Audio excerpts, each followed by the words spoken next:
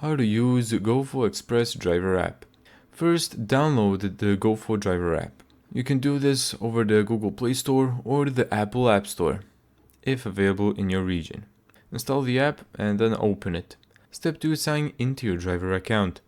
Enter your registered phone number or email depending on your account, enter your password and then tap Login.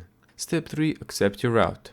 After logging in, check for assigned delivery routes, review the number of packages, accept the route if prompted, and your dispatcher may assign routes directly through the GOFO system. Step 4. Scan packages at pickup. At the warehouse, tap Pickup or Scan. Scan each package barcode or QR code. Confirm that every package has been successfully added to your route. If a barcode won't scan, the app also supports manual entry in many situations. Then step 5. Deliver packages.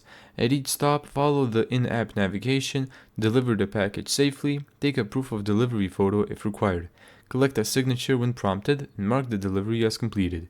If you can't complete a delivery, use the app's exception or delivery issue options instead of marking it as delivered.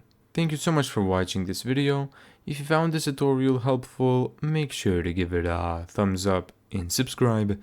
And as always, see you in the next video.